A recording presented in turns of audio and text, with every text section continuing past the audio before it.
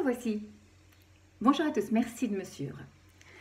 Comme nous avons parlé du chakra cœur tout à l'heure, je voudrais donc vous parler, puisque dans ce petit paragraphe, nous avons donc parlé d'énergie Reiki.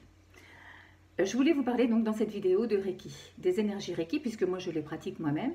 Donc je voulais un peu vous parler de ces énergies, tant historiques qu'en pratique. Donc je vais vous expliquer un peu en quoi ça consiste pour tous ceux qui ne savent pas, parce qu'on parle d'énergie, on parle de Reiki, on parle de plein d'autres Reiki d'ailleurs, mais on ne connaît pas la fondation de ce principe d'énergie, de pratique énergétique. Alors, j'ai écrit en l'occurrence sur mon livre un passage pour expliquer comment j'en viens à faire de l'énergie Reiki, et je vais vous raconter un petit peu quand même son historique. Donc tout d'abord, un peu d'histoire pour savoir ce qu'est l'énergie Reiki. Et il a été fondé donc par Mikao Ishui en 1865, qui est un japonais et qui médite. Il médite, et il fonde à un certain moment donc le Reiki. Le Reiki, ça se décompose en trois parties. Le Rei, qui veut dire esprit, et Ki, qui signifie énergie. De fait, le Reiki est une méthode de soins japonaise appartenant à l'approche énergétique. En japonais, Reiki veut dire universel et inclut la matière, l'âme et l'esprit. Le Ki renvoie à l'énergie vitale qui circule en nous, telle que le comprennent les médecines orientales, comme la médecine traditionnelle chinoise et l'Ayurveda, dont on parlera peut-être à un certain moment dans une prochaine vidéo. Donc le Reiki est la mise ou la remise en contact de l'énergie universelle et de notre propre force vitale, dans le but d'éveiller un processus dynamique de guérison. Le Reiki appartient aux approches dites énergétiques, dans lesquelles le praticien intervient dans le champ vibratoire de la personne.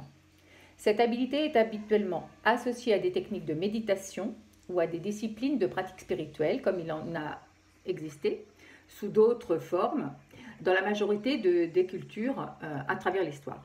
Mais le Reiki se distingue de ses pratiques traditionnelles parce qu'il est dépouillé de toute attache religieuse et qu'il ne demande pas de cheminement spirituel particulier. Le retour vers le soi s'initie enfin, on se plonge dans le besoin de savoir pourquoi on est là. Alors le repos du corps viendra avec le repos de l'âme. Et là, le destin de l'univers devrait, je veux dire, vous mettre en place des synchronicités parfaites pour que le jeu ou la scène se déroule sans accroc. Voilà.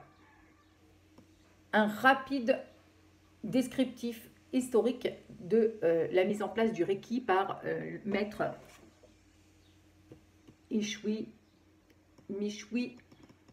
Mikao Ishui. Pardon. Voilà, donc les énergies Reiki, effectivement, moi, dans mon sens, c'est d'abord pratiquer une méditation, réceptionner, ressentir les énergies canalisées, afin de bien pouvoir les transmettre quand elles arrivent. Mettre son client, son patient en parfaite relaxation. Et là, on commence le travail.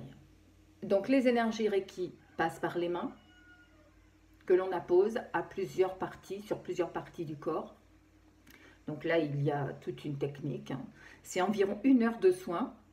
Et vraiment, je peux l'affirmer, et mes clientes également, c'est un moment de relaxation profonde et complète. Et ces énergies, vous les ressentez dans votre corps physique, mais également dans tous les corps subtils qui sont autour de nous. Donc, tout vient s'harmoniser, tout vient se rééquilibrer. Et ça fait un bien fou. Alors, évidemment, je vous le conseille. Faites un soin d'énergie Reiki et vous en ressortirez nettoyé, lavé, guéri dans votre âme. Le corps, il y a peut-être un peu plus de travail, mais ça, on y arrive parce que le corps s'auto-guérit lui-même. Voilà. Bonne journée, merci à vous de m'avoir suivi. À bientôt.